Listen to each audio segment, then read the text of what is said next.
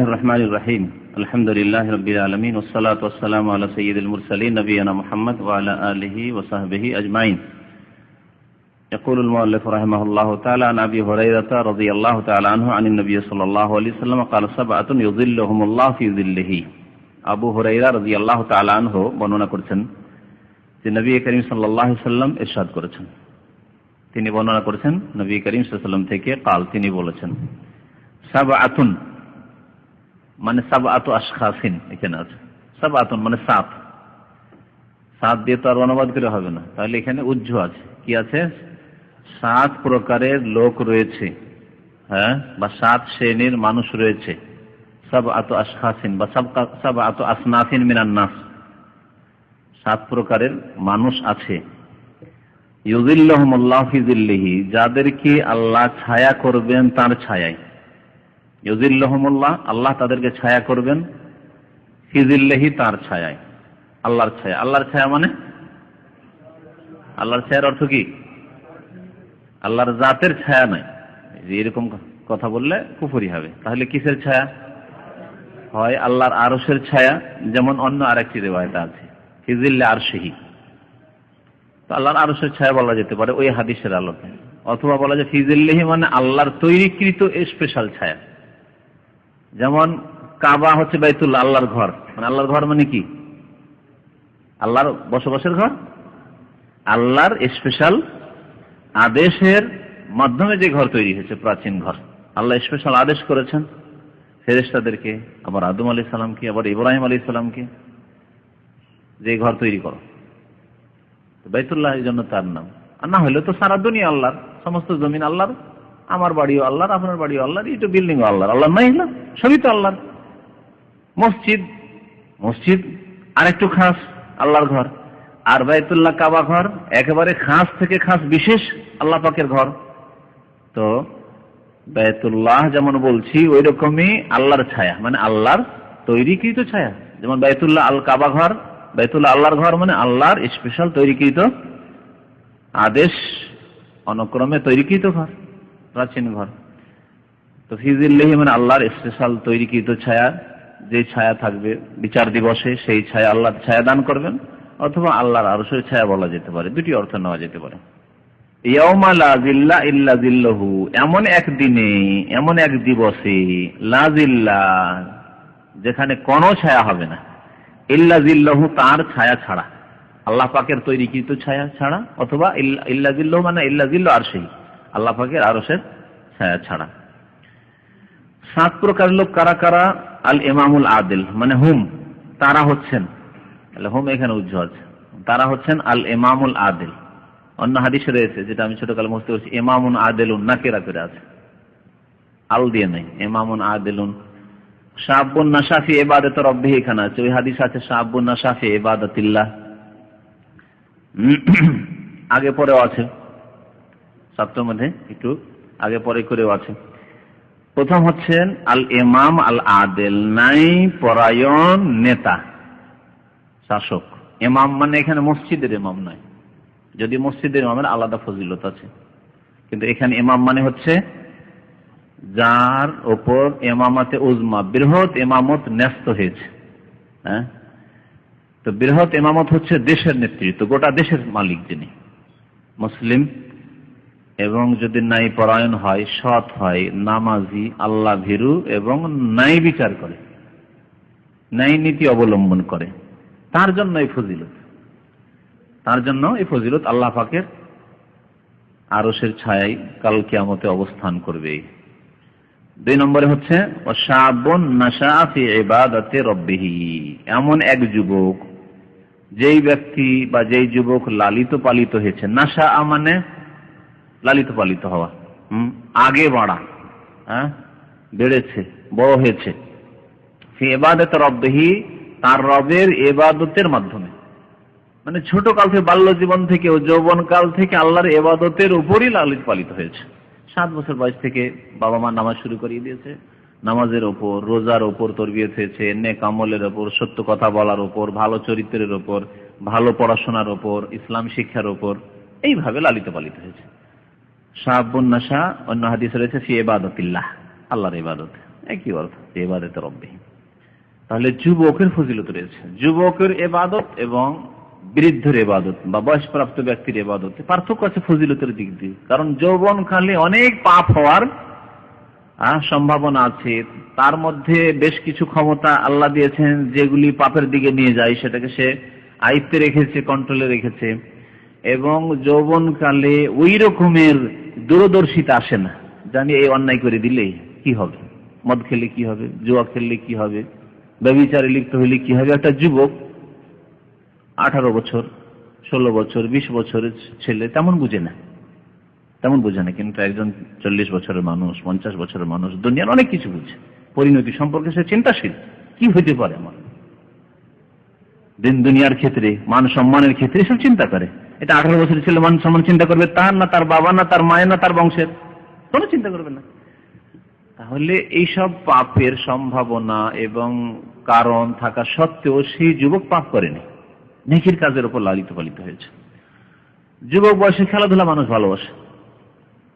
আপনার বয়স যখন 16 বছর 18 বছর ছিল তখন কত রকমের খেলাধুলায় আপনার মানে আগ্রহ ছিল, খুব ভালো লাগতো, মজা লাগতো, খেলা দেখতে ভালো লাগতো, গুলি খেলা পর্যন্ত, গুলি খেলাও ভালো লাগতো, খেলতে না পারলে দেখতে ভালো লাগতো। কিন্তু এখন কি লাগবে 30 বছর 40 বছর বয়স হওয়ার পর না। এ সত্ত্বেও সে নামাজ থেকে গাফিল ছিল না, যৌবনকালে দিন থেকে গাফিল ছিল না, গুনহার কাজে লিপ্ত হইতো না। তাহলে যুবক ব্যক্তি যদি আল্লাহ পাকের ইবাদত মশগুল হয় তার বিশেষ ফজিলত রয়েছে কোরআন এবং হাদিস। এবং যুবকদেরকে দিয়ে ইসলামের যে খেদমত হবে বৃদ্ধকে দিয়ে হবে না, বৃদ্ধকে দিয়ে হবে না। কারণ বৃদ্ধ এমনি পারিবারিক দিক থেকে ব্যস্ত, সে যদি একটা ঝুঁকি নিতে যায় দিনে ইসলামের খেদমতে, না, অনেক বাধা তার জন্য, স্ত্রী বাধা, ছেলে মেয়ে বাধা, অর্থনৈতিক সমস্যা বাধা, অনেক কিছু বাধা, দায়িত্ব। কিন্তু একটা যুবকের না ব্যবহারী হয় না, সময় বেশি দিতে পারবে সে। কিন্তু একজন বিবাহিত মানুষ সময় দিতে পারবেন, একজন ছেলে মেয়েওয়ালা মানুষ ওইরকম সময় দিতে পারছে না হয়তো। যুবক অনেক খেদমত করতে পারে যদি সে সৎ নিয়ত রাখে। আল্লাহ পাক যেন মুসলিম উম্মার যুবকদেরকে নেক আমলের তৌফিক দান করেন, দ্বীন ইসলামের খেদমতের তৌফিক দান করেন। 3 নম্বরে হচ্ছে ওয়ারাজুলুন কলবুহু মুআল্লাকুন বিল মাসাজিদ, আর এমন ব্যক্তি যার অন্তর মসজিদের সাথে সম্পৃক্ত। মুআল্লাক মানে ঝুলন্ত, মসজিদে মন লটকা আছে, যেটাকে আমাদের একবারে আঞ্চলিক ভাষা বলে, ওর মন অমুকের সাথে লটকে আছে, বলে না। তো মসজিদে তার মন লেগে আছে, তার চিন্তা যে কখন আজান হবে, কখন আজান হবে, মসজিদে যাব, এই পেরেশানি তার। দুনিয়ার কোনো ধান্দা নেই। তার মানে এই না যে দুনিয়া করবেন না, কারণ এমন কিছু ক্ষেত্র আছে দুনিয়া না করলে গুনাহগার হবে। মসজিদে যাওয়ার ক্ষেত্রে মাশাআল্লাহ খুব পটু, কিন্তু যদি নিজের স্ত্রী দায়িত্ব পালন না করে, হকের ক্ষেত্রে সে পানাহারের হকই হোক আর অন্য কোনো হকই হোক পালন না করে, গুনাহগার হবে না, হবে না? ছেলে মেয়েদের দায়িত্ব যদি পালন না করে, স্ত্রী হাসপাতালে পড়ে আছে, ছেলে অসুস্থ আছে, খোঁজ খবরই নেই, সৎ লোক না। আল্লাহর হকের ক্ষেত্রে নামাজই ভালো, কিন্তু মানুষের হকের ক্ষেত্রে নিজের ছেলেরই হক ঠিক করে আদায় করে না।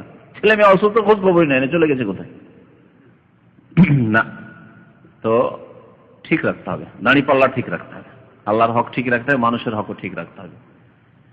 তবে মসজিদের সাথে অন্তর ঝুলন্ত, দুনিয়া লোভী নয়, দুনিয়ামুখী নয়, বা খেলতামাশের সময় নষ্ট করেন। আজান হওয়ার সাথে সাথে বা তার আগে সে প্রস্তুত হয়েছে, উযু করে আগে থেকে প্রস্তুত, আজান হতে বা না হইতেই সে মসজিদে টান দিয়েছে। আজান হচ্ছে এদিকে মসজিদে ঢুকে আগের কাতার ধরে নিয়েছে। এটা হচ্ছে মসজিদের সাথে অন্তর ঝুলে থাকা বা অন্তর লেগে থাকার অর্থ। এর অর্থ কখনো এই না যে সারাদিন মসজিদে বসে থাকবে আর রুজি রোজগার করবে না, ডিউটিও গেল না, আর ছেলে মেয়েদের দায়িত্ব পালন করে না, এদিকে বাবা মার দায়িত্ব পালন করে না, টাকা পয়সা অল্প স্বল্প আয় করে, নিজের খেয়ে দিয়ে এখানে শেষ করে, বাবা মায়ের খোঁজ নিতে পারে না, না, মোটেই সৎ লোক নয়। যে ব্যক্তি মানুষের হক আদায় করে না, শুধু আল্লাহর হক আদায় করে, সে কোনোদিন নাজাত পাবে না। আর মানুষের হক আদায় করেও কোনোদিন নাজাত পাবে না। বাবা মার হক খুব সুন্দর করে আদায় করে, টাকা পয়সা মাশাআল্লাহ, বাবা মার খুব সুখে রেখেছে তাদেরকে, কিন্তু নামাজ পড়ে না, কোনোদিন নাজাত পাবে না।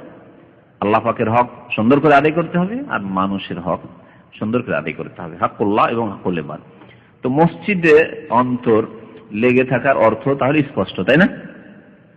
ইবাদত বন্দেগী ফরায়েজ ওয়াজিবাত আদে ফরজ নামাজ বা জামাত আদি করবে। আউয়াল ওয়াক্তে যে পৌঁছিবে, আজানের সাথে সাথে গিয়ে পৌঁছিবে, যাতে করে সুন্নতগুলি ঠিকভাবে আদায় করতে পারে এবং আজান একামতের মাঝখানে সে দোয়ারও সুযোগ পায় ইত্যাদি ইত্যাদি। নামাজে কোনো রকম বিলম্ব না হয়, এমন নয় যে নামাজ পাই কিন্তু ওই শেষ রাকাত পায় প্রায় 2 রাকাত 1 রাকাত হওয়ার পর মসজিদে গিয়ে পৌঁছিল, জামাত পেল, আর না হলেও দ্বিতীয় জামাত, এরকম লোক নাই। এরকম লোকের জন্য এই ফজিলত নাই। এই ফজিলত প্রথম কাতারে একেবারে তাকবীরে তাহরিমার সাথে নামাজ পায়, আজান হওয়ার সাথে সাথে মসজিদে দাখিল হয়ে যায়, এইভাবে জামাত সহকারে নামাজ পড়ে তারা। তারপরে 4 নম্বর, তাই না, ওয়ারাজুলানে তাহাব্বা ফিল্লাহ ইজতামা আলাইহি ওয়া তাফাররাকা আলাইহি। আর 2 জন ব্যক্তি, এই 2 জন ব্যক্তি একই শ্রেণীর মানুষ, এরা একে অপরকে আল্লাহর জন্য ভালোবাসে। তাহাব্বা একে অপরকে ভালোবাসে, ফিল্লাহে আল্লাহর জন্য, আল্লাহর জন্য ভালোবাসে। তাহলে ভালোবাসা, ওকে টেলিফোন করে, ওর নাম্বারটা সেভ করে রেখেছে মোবাইলে, মাঝে মাঝে যোগাযোগ করে, খোঁজ খবর নেই, কেমন আছেন, ভালো আছেন, বা দাওয়াত করে, নিমন্ত্রণ করে, খাওয়াই, তার ঘরে যায়, তাকে দেখতে যায়, কিসের জন্য? আল্লাহর জন্য, আল্লাহর জন্য, দুনিয়ার খাতিরে নয় যে এই লোকটা বেশি পয়সাওয়ালা বা এই লোকটা এমন একটা চাকরি করে সেখানে যোগাযোগ রাখলে আমি অনেক কিছু ফ্রি পাবো। যেমন লন্ড্রিতে চাকরি করে আমাদের ভাই, জানতে পারছেন, লন্ড্রিতে চাকরি করে, এর সাথে যদি আমি খাতির বাতি রাখতে পারি, কাপড় ধোয়া সব ফ্রি, ঠিক না? এই জন্য খাতির। আজকালকার দুনিয়ার খাতির কিন্তু এরকম।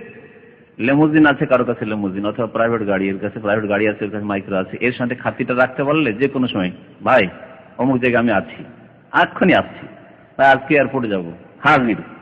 এই দুনিয়ার খাতিরে এই সম্পর্ক আজকালকার সম্পর্ক না, এগুলি আল্লাহর জন্য সম্পর্ক নয়, এগুলো হচ্ছে দুনিয়ার খাতিরে সম্পর্ক।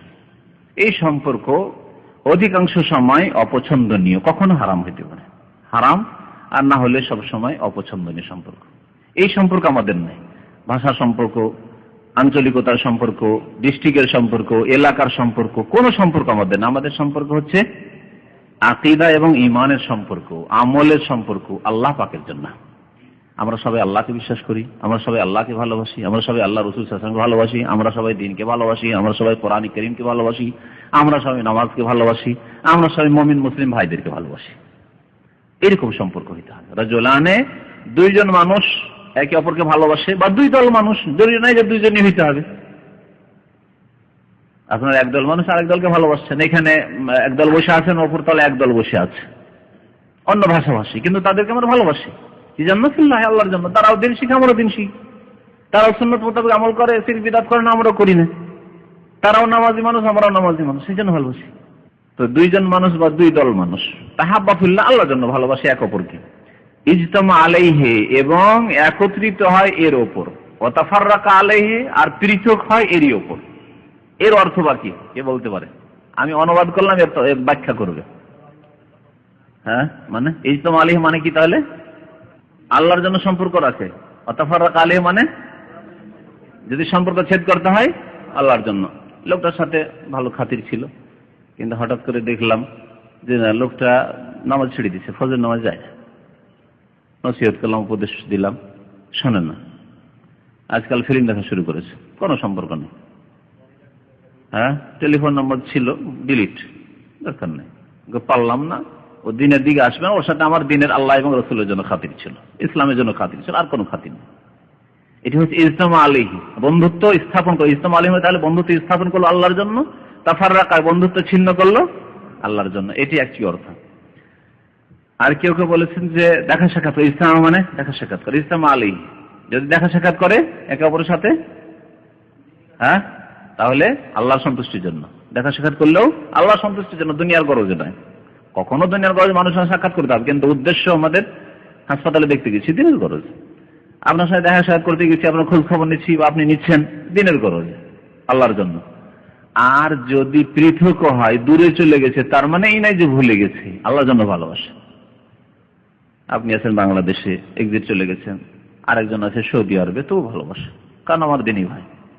একজন আরেক দেশে ছিল, সেই দেশে চলে গেছে, জিন্দগিতে আর দেখা হবে না। আপনি আরেক দেশে চলে গেছেন, আর দৃষ্টি কোথায় চলে গেছেন, আপনার সাথে আর কোনোদিন দেখা হবে না। তাফাররাকা আলাইহি, জুদা হয়ে গেছেন, পৃথক হয়ে গেছেন দেহের দিক দিয়ে, কিন্তু অন্তরে মহব্বত ভালোবাসা আছে আল্লাহর জন্য, আল্লাহর জন্য ভালোবাসেন দিনী ভাইদেরকে। কি অর্থ? ওয়ারাজুলুন তালাবাতহু ইমরাআতুন যাতু মানসিবিন ওয়া জামালিন। কয় নম্বর? না, 5 নম্বর। 5 নম্বর হচ্ছে ওয়ারাজুলুন, এমন এক ব্যক্তি, তালাবাতহু ইমরাআতুন, আরেকটি হাদিস আছে দাআতহু ইমরাআতুন। তালাবাতহু তাকে তলব করলো, আর দাআতহু মানে তাকে ডাকলো, আহ্বান করলো। কি অর্থ? এমন এক মহিলা তাকে ডাকছে, জাতু মানসিবিন, যে সম্ভ্রান্ত বংশের, মানসিব ওয়া জামাল, এবং অত্যন্ত সুন্দরী। জামাল মানে সৌন্দর্য, আর মানসিব মানে হচ্ছে যাকে পোস্ট বলা হয়, অথবা সম্ভ্রান্ত পরিবারের বংশ বেশ সুন্দর, অথবা শক্তিশালী বংশের। কেন এই কথা কেন বলা হইল? কারণ এদের বিরুদ্ধে কেউ মুখ খুলতে পারবে না। গ্রামের যদি চেয়ারম্যানের বাড়ির মেয়ে, জমিদারের বাড়ির মেয়ে, তাদের বিরুদ্ধে বললে খবর আছে। যদি বলে জমিদারের মেয়েটা বা ওর নাতনিটাকে দেখলাম অন্য ছেলের সাথে কথা বলতে, বললে কিছু রাখবে না, তাই না?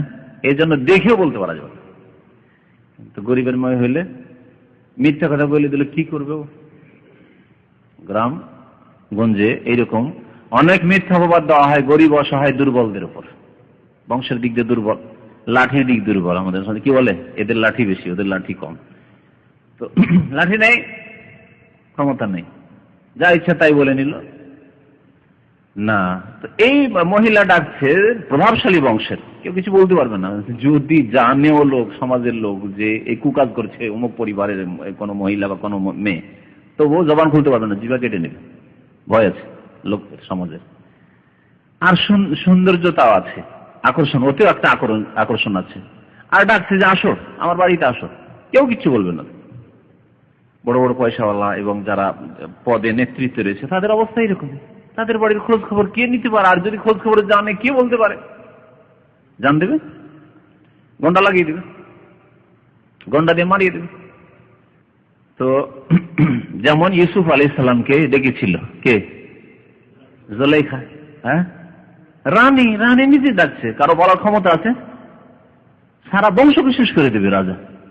রানী যদি বলে যে এদের বিচার করো তুমি, না হলে তোমার সাথে কোনো সম্পর্ক নাই, এরা আমার বিরুদ্ধে এরকম কথা বলে, তুমি বসে থাকবে? মারো এদেরকে সবকে। রানী আসল রাজাকে হ্যান্ডেল করছে, তাই না, স্বামীকে।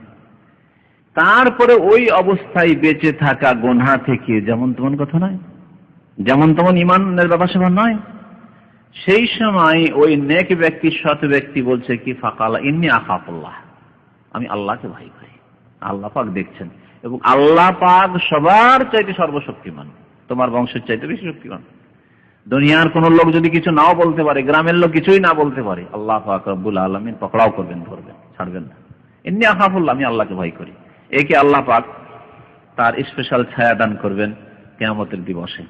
ওয়ারাজুলুন তাসাদদাকা বিসাদাকাতিন ফাআখফাহা হাত্তা লা তা'লামা শিমালুহু মা তুনফিকু ইয়ামিনুহু। অন্য হাদিসে এটি শেষখানে আছে, তার আগে আছে রাজুলুন যাকারাল্লাহ খালিয়ান, আগে পরে আছে। আরেক ব্যক্তি বা আরেক শ্রেণীর মানুষ তাসাদদাকা বিসাদাকাতিন, দান করে বা দান করলো, ফাআখফাহা, আর লুকিয়ে দান করলো, গোপনে দান করলো, এমন ভাবে, হাত্তা এমন ভাবে, লা তা'লামা শিমালু, বাম হাত জানলো না, মা তুনফিকু ইয়ামিনুহু, যা ডান হাত দিয়ে খরচ করলো। ডান হাত কি যে খরচ করলো, কত টাকা দিল, বাম হাত জানতে পারল না। কেমন কথা, এমনটা হয় নাকি? হ্যাঁ, রূপক অর্থ যেটা বলে। ডান হাত খরচ করলে বাম হাত জানতে পারে না, মানে বাম পাশের লোক জানতে পারে না। আজকালকার লোক এইরকম খরচ করতে চায় না। আমার দেশের লোক ওয়াজ মাহফিলে আর সুরসার করে দোয়া দিতে হবে, নারে তাকবীর, আল্লাহ জমুক সাহেব এত টাকা দিলেন, অমুক চেয়ারম্যান সাহেব এত টাকা দিলেন, এই চিৎকার করে বলবে বক্তাগুলি, সুর করা বক্তা, তাহলে দান করবে। কে কত টাকা দিতে পারেন সব হাত উঠান। 50,000 টাকা দেনেওয়ালা কত লোক আছে, 20,000 ওয়ালা কত লোক আছে, তাই না? সেখানে দেবে। আর অধিকাংশ লোক ওয়াদা করে আর মুনাফিকি করে। এইরকম অধিকাংশ চাঁদা আদায় হয় না। দেখা গেল যে জলসা ওয়াজ মাহফিলে তো অনেক কালেকশন, আর পরে কালেকশন সারা বছর পেরেশান হয়ে তার চারানো আদায় হলো। কে 10 মণ ধান চাষিরা, কে 20 মণ ধান, কিন্তু লেখিয়ে দিল, শেষে 1 মণ আদায় করা মুশকিল, 1 মণ আদায় করা মুশকিল। আল্লাহু আকবার। দুনিয়ার জন্য এসব। আর নেক ব্যক্তি যাকে আল্লাহ পাক স্পেশাল ছায়া দেবেন, আরো সে ছায়া দেবেন, সেই ব্যক্তি লুকিয়ে, কাউকে দেখাতে চায় না, লুকিয়ে দান করে। যদি দানও করে মাহফিলে আমার নাম উল্লেখ করবেন না। কোন ব্যক্তি দান করেছেন বলে দোয়া করে দেন, যদি দোয়া চাইতেও হয়। কোন ব্যক্তি দান করেছেন, নাম বলার প্রয়োজন নেই। এখানে দেখবেন বিভিন্ন জায়গায় পানি আছে, সাবিল, বুঝেন তো, ফিসাবিল্লাহ পানি রাখা আছে, ফাইল ও খাইর, মানে কল্যাণকারী, নাম লেখা নেই যে অমুক অমুক সাহেব এই কাজ করেছেন, ঠিক না, ফাইল খাইর এই কাজটি করেছে। এরকম বহু, শুধু পানির ক্ষেত্রে না, এখানে বহু জিনিস তৈরি আছে, কে তৈরি করেছে, কোন ফাইল খাইর। বহু লোক এখানে দান করার জন্য আসে, বলছে নামটা, বলছে নামের দরকার নেই, লিখুন ফাইল খাইর, কোন এক ব্যক্তি। এই হচ্ছে ইখলাস। কারণ আপনি এই দান করে কি চান? সুনাম, দুনিয়ার লোকের কাছে খ্যাতি, যে লোকে বলুক যে লোকটা খুব দান করে অমুক ব্যক্তি। কার কাছে চান আপনি? আল্লাহ পাকের কাছে। কি চান? সওয়াব চান, জান্নাত চান, জাহান্নাম থেকে বাঁচতে চান। তো সে আল্লাহ তো আলিমুন বিযাতি সুদূর, তিনি জানছে যে আপনার হাত পকেটে ঢুকেছে, কত টাকা বের করেছেন জানেন, কেন অন্য লোক জানবে? আর বিশেষ করে নফল দান খায়রাতের ক্ষেত্রে ফরজ যাকাত একটু জানিয়ে দিতে হবে।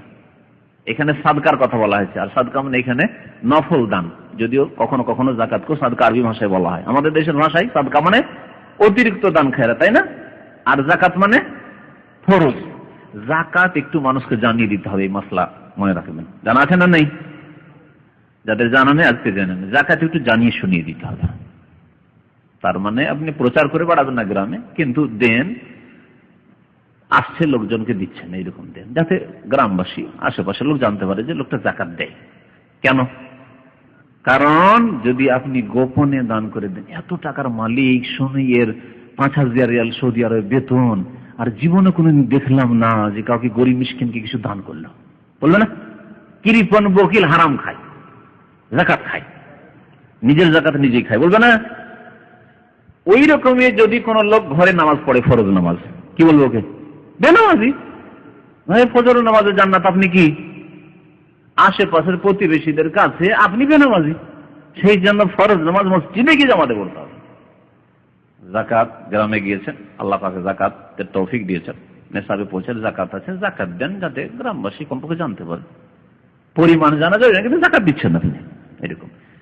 কিন্তু যখন গরিব মিসকিনের বাড়িতে কিছু নফল, একটা লোক বাড়ি ভেঙে পড়ে গেছে ঝড়ে, বাড়িতে পানি নেই, বাথরুমের ব্যবস্থা নেই, দেবেন, মসজিদে বসে যাবেন আর এই ডাক্তারে অমুকে ডাক্তারে, ওই অমুকে ডাক্তার, যাও যাও তোমার বাড়িতে দিয়ে নাই, টিউবওয়েল নেই, নলকূপ নাই, যাও নলকূপ পয়সা নিয়ে যাও, এরকম করবেন না? খাবার নাই, যাও 1 বস্তা চাল আমার বাড়ি থেকে নিয়ে যাও, এরকম করবেন না? নাকি পাবেন না এরকম করে? যদি একেবারে লোক দেখানো নিয়ে থাকে তো কিছুই নাকি পাওয়া যাবে না, বরং শিরক হবে।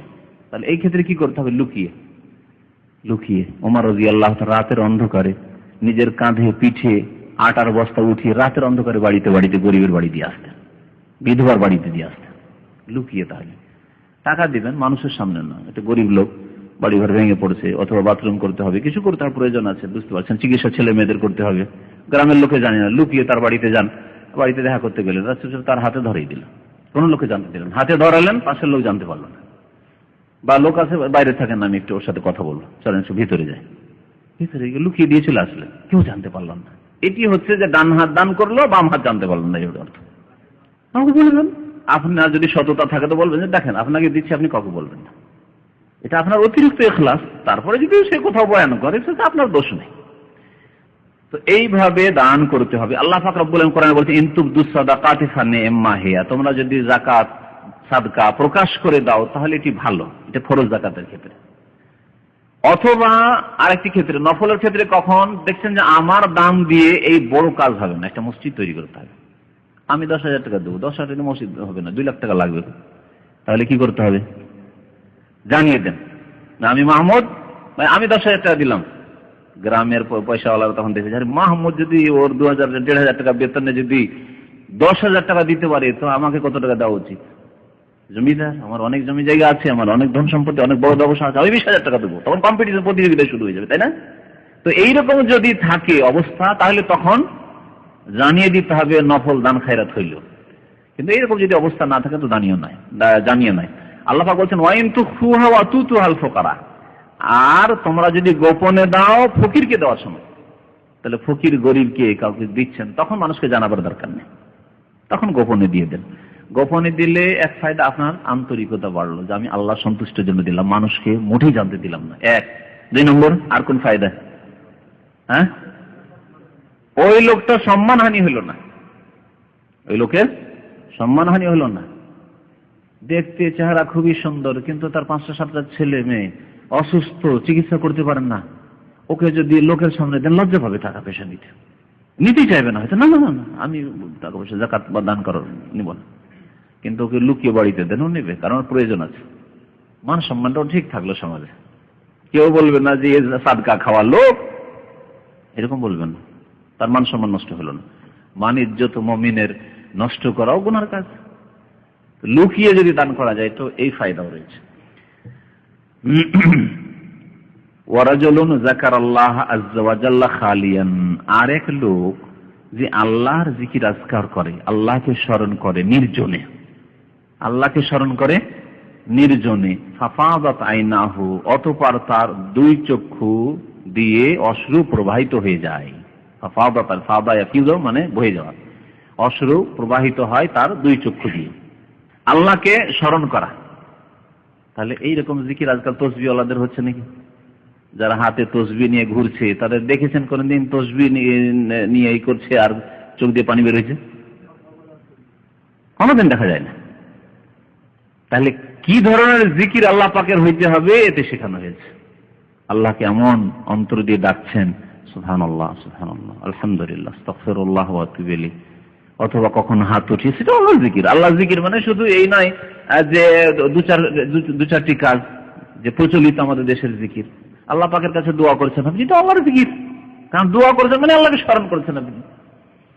তো আল্লাহ পাকের কাছে এমন ভাবে দোয়া করছেন, আল্লাহ পাককে এমন ভাবে স্মরণ করছেন যে চোখ দিয়ে পানি আসছে, তওবা ইস্তেগফার করছেন, গুনাহগুলিকে স্মরণ করছেন, অন্যায় জীবনে হয়েছে সেগুলিকে স্মরণ করছেন, ভুল ত্রুটি হয়েছে, ফরজ ওয়াজিবে কত নামাজে গাফিলতি হয়েছে, কত রকমের পাপ হয়েছে, কত অন্যায় হয়েছে, ওগুলিকে স্মরণ করছেন। আর তারপরে আল্লাহ পাকের কাছে কাঁদছেন আপনি নির্জনে। নির্জনে কেন বলা হয়েছে? হ্যাঁ, তাতে ইখলাস রয়েছে, আন্তরিকতা রয়েছে, যে আপনি কাঁদছেন একমাত্র আল্লাহর ভয়ে, জান্নাতের আশায়, আল্লাহকে সন্তুষ্ট করার জন্য, এবং জাহান্নামের ভয়। আল্লাহ পাক যদি আমাকে মাফ না করেন, এত গুনাহ আমার দ্বারা হয়েছে, তাহলে আমার কি হবে? এইভাবে কাঁদছেন আপনি। আর মানুষের সামনে কাঁদা, ওয়াজ মাহফিলে কাঁদা, মসজিদে কাঁদা, মসজিদে অবস্থান কাঁদছেন, শয়তান এদিক থেকে ওই দিক থেকে সুযোগ নিতে পারে, যে কেঁদে টেঁদে যদি গ্রামে একটা মোটামুটি প্রভাব হয় যে লোক কিন্তু আল্লাহওয়ালা, লোক আল্লাহওয়ালা, যখন দেখি দোয়া করেন তখনই কাঁদে, খুব আল্লাহওয়ালা, তাহলে কিছুদিনের মধ্যে মানুষের কাছে আল্লাহর ওলি হয়ে যাবেন, ওলিউল্লাহ বলবে আপনাকে, ঠিক না? না, মানুষের কাছে ওলিউল্লাহ বললে হবে না, আল্লাহ পাকের কাছে ওলিউল্লাহ হইতে হবে। তো আল্লাহ পাকের কাছে ওলি হইতে হলে নির্জনে আল্লাহ পাকের দরবারে কাঁদতে হবে, এবং নফল ইবাদত বন্দেগী সম্পর্কে যাতে করে মানুষ টের না পায় যথাসাধ্য এই চেষ্টা করতে হবে। এরকমই তাহাজ্জুদের নামাজ, এরকমই নফল নামাজ, এগুলি লুকিয়ে গোপনে পড়তে হবে যাতে মানুষ জানতে না পারে। তারপরে যদি কোনো দিক থেকে কখনো জেনে নেয় সেটা আলাদা কথা। প্রশ্ন শুরু করে দিন, তাহলে এখান থেকে থাক। বেনামাজিকে দান করা যাবে কিনা? যদি দেখা যায় যে আমার গ্রামে নামাজি আছে এবং নামাজিরা অভাবী আছে, আর নামাজিদের অভাব দূর করার জন্য আমার যাকাত বা আমার সাদকাই যথেষ্ট, তাহলে তাদেরকে প্রাধান্য দিতে হবে, কারণ তাদের হক বেশি। তারা আমার মুমিন ভাই, দিনদার ভাই, দিনী ভাই, ফাইখওয়ানুকুম ফিদ্দীন আল্লাহ বলেছেন তাদেরকে। নামাজিদেরকে আল্লাহ দিনী ভাই বলেছেন। সুতরাং আমার নিজের ভাইদেরকে আগে বাঁচাতে হবে, রক্তের ভাই নয়, দিনের ভাই। দিনের ভাই, নামাজি ভাই, পরহেজগার ভাই, ভালো মানুষ যারা হারাম খায় না, অনেক কাজ করে না। যে ব্যক্তি নামাজ পড়ে না সে আপনার টাকা দিয়ে মদও খেতে পারে, বিড়ি সিগারেটও খেতে পারে। কেউ কি চাইবেন যে আপনি দান করছেন আর ওই লোকটি বিড়ি সিগারেট খাক? যদি জানেন যে বিড়ি সিগারেট খায়, আপনি ভালো মানুষ হলে দান করবেন না। দুনিয়ার স্বার্থ না থাকলে দান করবেন না। হ্যাঁ, দুনিয়ার স্বার্থ থাকলে দিতে পারবেন। পূজার চাঁদাও দিচ্ছে অনেকে, মাজারের চাঁদাও দিচ্ছে, পার্টির চাঁদাও দিচ্ছে, আওয়ামী লীগ বিএনপিও চাঁদা দিচ্ছে, দুনিয়ার গরজে দিচ্ছে। ওই রকমই বিড়ি সিগারেট খাওয়া লোককে হয়তো দুনিয়ার খাতিরে দিচ্ছেন। এটা চোর গন্ডারে, একে মাঝে মাঝে না দিলে ওর মুখটাকে বন্ধ রাখতে একটু ক্ষান্ত রাখতে হবে, না অসুবিধা আছে, এই গরজে দিচ্ছেন। দিনী ভাইদেরকে দিতে হবে আগে, তারপরে দিনী ভাই দিয়ে অথবা দেখছেন এলাকাতে ওই রকম লোক অভাবী নেই, সুখী, নামাজি লোকেরা, ভালো মানুষেরা সুখী আছে। কিছু বেনামাজি লোকেরা আছে যারা গরিব, খেতে পায় না, অভাবী, বাড়ি ঘর নেই, তাদেরকে দেন এবং দাওয়াত দেন, দেন এবং ইসলামের দাওয়াত দেন। দেওয়ার সাথে সাথে বলেন আচ্ছা, আর তাকে যদি দাওয়াত দেন, চুপ থাকলে হবে না। আপনি আপনার নামাজ পড়ছেন, আপনি কিছু বলবেন না, দান করে দিলেন বেনামাজি, কোনো ফায়দা হবে না খাওয়ানো ছাড়া। কিন্তু যদি তাকে দাওয়াত দেন, না শুনবে যে লোকটা আমাকে এত দান খায়রাত করে, দেয়, সহযোগিতা করে, আর লোকটা নামাজ পড়তে বলে, আমার জন্য তো বলছে, আমি নামাজ কেন পড়বো না? নামাজি হবে, সৎ হবে। দেখো বিড়ি সিগারেট খাবে না, বিড়ি সিগারেট খেতে দেখলে কিন্তু কোনোদিন আর দেবো না, এটা দাওয়াত হইল, আপনার অন্যায় কাজে বাধা দেওয়া হইল। এমনি মুখে বাধা দিলে হয়তো লোকটি বিড়ি সিগারেট ছাড়তো না, কিন্তু তোমাকে দান করবো ঠিক, তোমার ছেলে মেয়েদের চিকিৎসার জন্য, তোমার বাড়ি ঘরের জন্য, কিন্তু বিড়ি সিগারেট খেতে দেখলে আগামী বছর আর দেবো না, বা আগামী তার দেব না, সংশোধন হবে। কমের পক্ষে সে দুনিয়ার লস চাই না, আল্লাহর ভয় যদি কমও থাকে, দুনিয়ার লস চাই না। এইভাবে দাওয়াতের কাজে আপনার নিয়ামত যা আল্লাহ পাক দিয়েছেন, টাকা পয়সা, এগুলিকে দাওয়াতের কাজে লাগাইতে হবে। আপনার জবানকে লাগাইতে হবে, হাতকেও লাগাইতে হবে, টাকা পয়সাকেও দাওয়াতের কাজে লাগাইতে হবে, ইসলামের দাওয়াতে। অন্তর নরম করার জন্য বিভিন্ন উপায় আছে, সেগুলি নরম করার চেষ্টা করতে। নির্জনে আল্লাহকে কাই মনে ডাকবে, অন্তর লাগিয়ে ডাকবে, আর কাঁদন আসবে না, এটা হইতে পারে না আমি মনে করি। কিন্তু যে বাধাগুলি কাটিয়ে উঠতে হবে, যে আমার কান্না কেন আসে না। সুম্মা কাসাত কুলুবুকুম, আল্লাহ পাক বলেছে তোমাদের অন্তর পাথরের মতো শক্ত হয়ে গেছে। হ্যাঁ, সুম্মা কাসাত কুলুবুকুম মিন বাদি যালিকা ফাহিয়া কাল হিজারা, পাথরের মতো হয়ে গেছে। আও আসাদ্দু কাসওয়া, পাথরের চাইতে বেশি শক্ত হয়ে গেছে। তাহলে মানুষের অন্তর শক্ত হয়, কার অন্তর পাথরের মতো শক্ত। নরম করতে হবে কি করে? বরফ কি করে করতে হবে? বরফ ঠিক আছে, শক্ত আছে, কিন্তু গলে যাবে। হ্যাঁ, বিভিন্ন উপায় আছে, তার মধ্যে একটি হচ্ছে মরণ জিকির। জিকির সবচেয়ে উত্তম জিকির নামাজ, সবচেয়ে উত্তম জিকির নামাজ, এবং দোয়া করছেন তো দোয়াই তো জিকির করছেন, তাও তো কাঁদন আসে না। আর কোন জিকির? আল্লাহ আল্লাহ না, এইসব বিদআত, আল্লাহ আল্লাহ জিকির বিদআত। তাহলে মরণকে খুব নিকটবর্তী মনে করা, পাপের কারণে হয়, পাপ মুক্ত প্রথম হওয়া, পাপ মুক্ত হওয়া। পাপে ডুবে থাকলে দুনিয়ার লোভ, লালসা, টাকা পয়সা, ভোগ বিলাস, খেলাধুলায়, আজকে ক্রিকেট খেলা দেখতে হবে, ম্যাচ দেখতে হবে, অমুক দেশের আজকে খেলা হচ্ছে, এগুলি খোঁজ খবর যারা, তার কি করে কান্না আসবে? আমরা জিন্দগিতে এইসব খবর রাখি না, যৌবনকালে রাখিনি, এখন আর কি খবর রাখবো? তারপরে মওতকে খুব বেশি স্মরণ করতে হবে। আজকে যদি আমার মওত চলে আসে, তাহলে আল্লাহ পাকের কাছে জবাব দিতে পারবো, মুনকার নাকিরের প্রশ্নের উত্তর দিতে পারবো। আজকে এই অবস্থায় যদি মওত আসে, আমার নামাজের পরীক্ষা পাশ করতে পারবো, আমার যে গুনাহগুলি হয়েছে বান্দার হকের, মানুষের হকের ক্ষেত্রে জবাব দিতে পারবো। কি হবে আমার হাসর, কোথায় হবে আমার হাসর, এসব চিন্তা করা। তাহলে মওতকে খুব একেবারে ঘনিয়ে এসে যে কথা চিন্তা করা। আজকে রাত্রে আমাদের প্রত্যেকের মওত আসতে পারে না, এটা যদি মনে করি তাহলে কোনদিন আমাদের মুখে হাসি ফুটবে না। আমার একটা উদাহরণ দিয়েছেন, যে একটা লোক জালেম বাদশাহ তাকে অ্যারেস্ট করেছে, বন্দী করেছে, জালেম রাজা তাকে অ্যারেস্ট করেছে। অ্যারেস্ট করার পরে তাকে জেলখানায় রেখেছে, একটা ঘরের মধ্যে, বন্ধ ঘরে রেখেছে। আর বন্ধ ঘরের পাশে একটা সুন্দরী মহিলাকে, ওখানে যুবতীকে রেখে দিয়েছে, আর দরজা খোলার সুযোগ দিয়েছে মহিলাকে। আর ওকে জানিয়ে দিয়েছে যে কালকে তোমার ফাঁসি হবে। ওই আসামিকে বলা হয়েছে কালকে তোমার সকালবেলা ফাঁসি হবে। সুন্দরী মহিলা সারা রাত তাকে খালি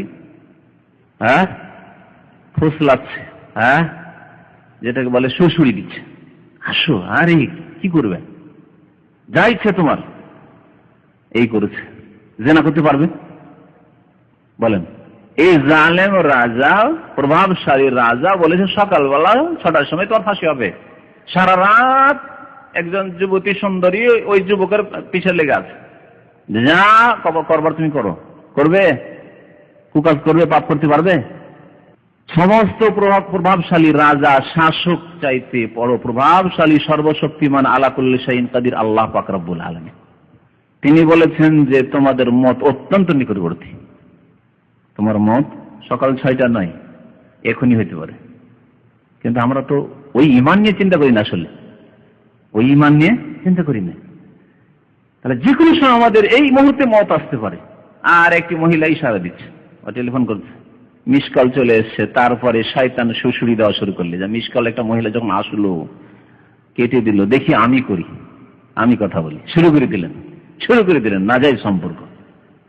শয়তান কিভাবে গোমরাহ করছে, আল্লাহকে ভুলে গেছি। আল্লাহ পাক রব্বুল আলামিন যে সর্বশক্তিমান, আল্লাহর প্রতি ঈমানের কথা বলি, কিন্তু আল্লাহর প্রতি ঈমানের মতো ঈমান করতে আমাদের ওই জালেম অথবা প্রভাবশালী রাজা শাসকেরও শক্তির ওপর ঈমান আছে, যে ও যে বলেছে যে কালকে সকালে ফাঁসি হবে, তো ফাঁসি আমার হবে, সেজন্য জেনা সারা রাত ও চেষ্টা করছে মহিলা, কিন্তু জেনার কাছে যাচ্ছেন না, আপনি গায়ে হাত দিচ্ছেন না মহিলা। কারণ শাস্তি তো হবে, ফাঁসি তো হবে, কিন্তু রাজা যদি আবার জানতে পারে যে মহিলার গায়ে হাত দিয়েছি, তাহলে হয়তো টুকরো টুকরো করে কাটবে, ঠিক না? কত ভয় রাজা বলে, কত ভয় রাষ্ট্রপতি প্রধানমন্ত্রী বলে, কত ভয় পুলিশ বলে, কত ভয় জাল্লাদ বলে, কত ভয়। কিন্তু আল্লাহ পাক রব্বুল আলামিনের যে মালায়েকা ফেরেশতা আছেন, এক এক ফেরেশতা একটা দানা দিয়ে সারা পৃথিবী উল্টে পাল্টে রেখে দেন, কোনো ভয় নাই। আল্লাহ পাক রব্বুল আলামিন যে সারা বিশ্বের মালিক, তিনি সবকিছু দেখছেন, লা তাখফা আলাইহি খাফিয়া, কোনো কিছু গোপনে রাখা যায় না, কোনো ভয় নেই, পাপ করেই যাচ্ছে, ঠিক না? তাহলে কান্না আসবে কি করে?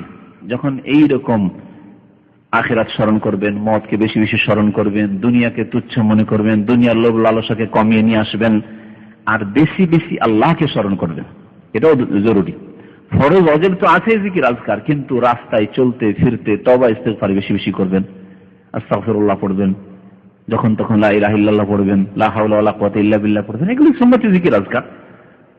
যখন পড়বেন তখন দেখবেন যে এমনি চলতে চলতে আপনার কান্না আসবে, যে কি দুনিয়া, আমি কি করলাম এই দুনিয়া, কত লোক, কত আল্লাহ পাকের নেক বান্দা হয়েছে, আমি তো কিছুই করতে পারলাম না।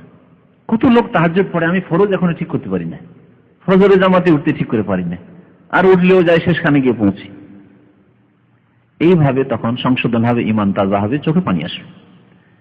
তো কান্না আসার জন্য কিছু কাজ রয়েছে, কর্ম রয়েছে, সেগুলি করতে হবে। অন্তরকে দুনিয়ার লোভ লালসা মোহ থেকে একটু মুক্ত করতে হবে। আল্লাহ পাক যা দিয়েছেন তাতে শুকরিয়া, ক্ষান্ত মনকে ক্ষান্ত করতে হবে, আল্লাহ পাক তাতে শুকরিয়া আদায় করতে হবে।